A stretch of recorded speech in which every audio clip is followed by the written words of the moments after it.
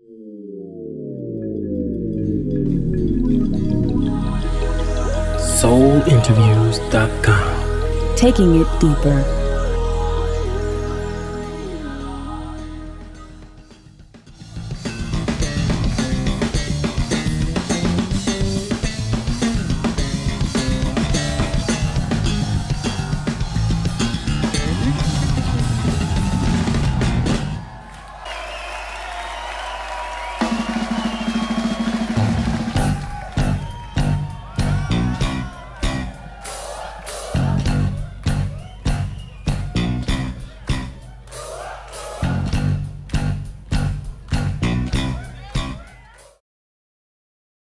Warm welcome, Mr. Graham, to MMTV, McFadden Music TV on soulinterviews.com. Well, great. Thank you for having me. I really appreciate it.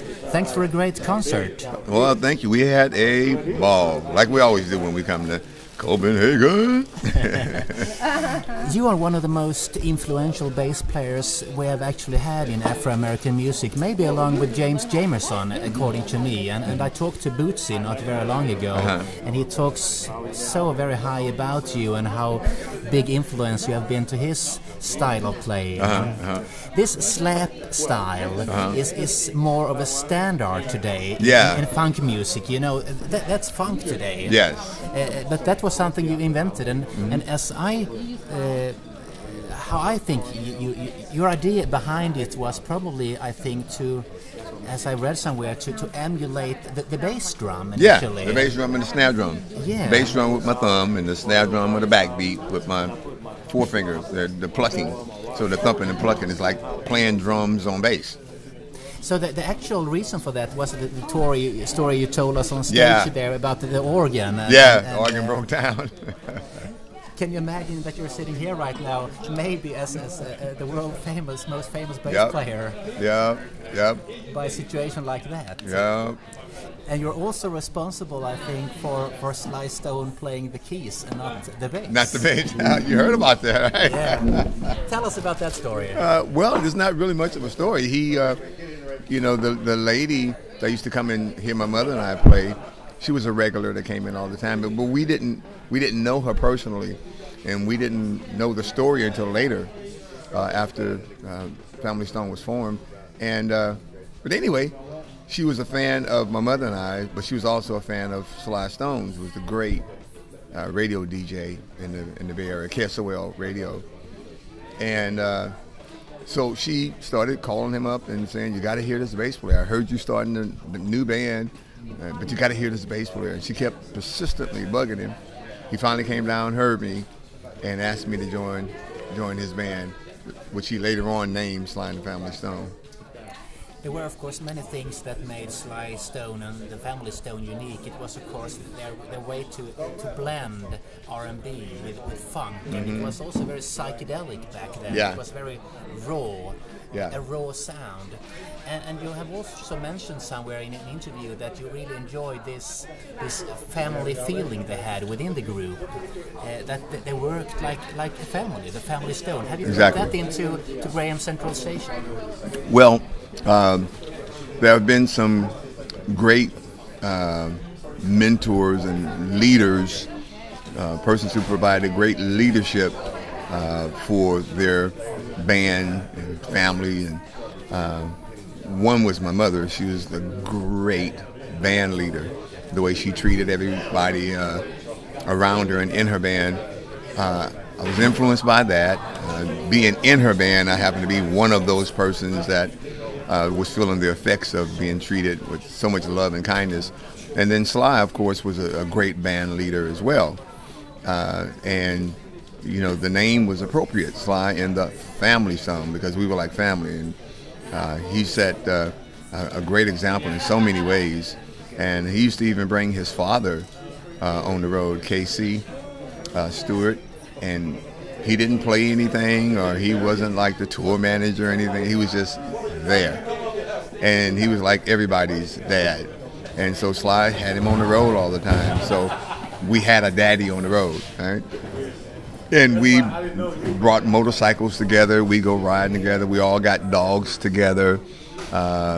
we got really into dogs. I had the fastest. I had Salukis, Egyptian dog that you see on the hieroglyphics. Fastest dog in the world. Freddie had the tallest, Irish Wolfhound. Greg and Jerry had the biggest. Sly had the meanest. He had a pit bull. Rose had the only one with a black tongue, the Chow. And it's on and on. We got it. So we did a lot of stuff as a family. Me and Freddie and Sly all brought 55, 57 T-birds together. I still got mine.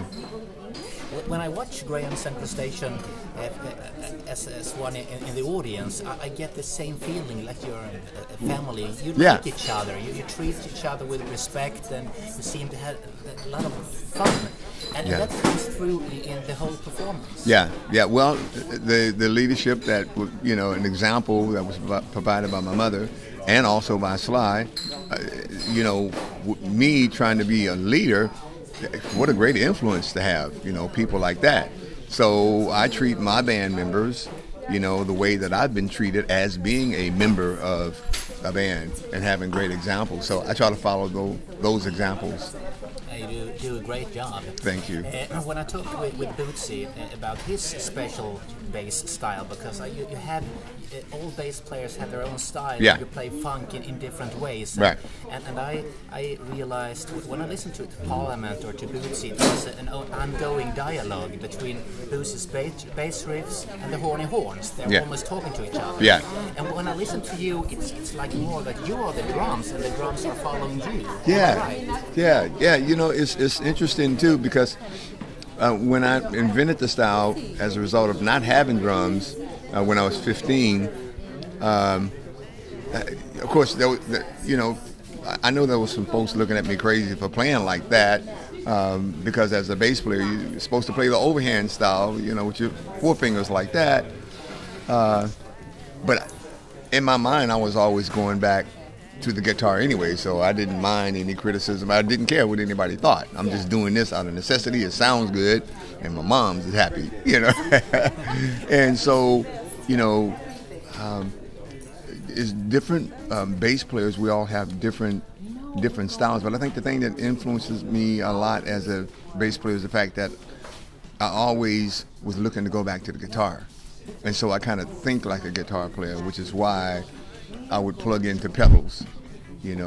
I loved fuzz tones, so we tried on my bass, tried it on the bass, and that danced to the music. A lot of folks just wondered, what is that? Because they hadn't heard a bass through a fuzz tone. But again, that's because I was thinking like a guitar player. Of course, being around, folks like Hendrix and others, you into the wah-wahs and the fuzz tones and all kinds of effects. And so I would experiment, and now I got a whole pedal board full of effects. In fact, now companies make effects especially for bass now.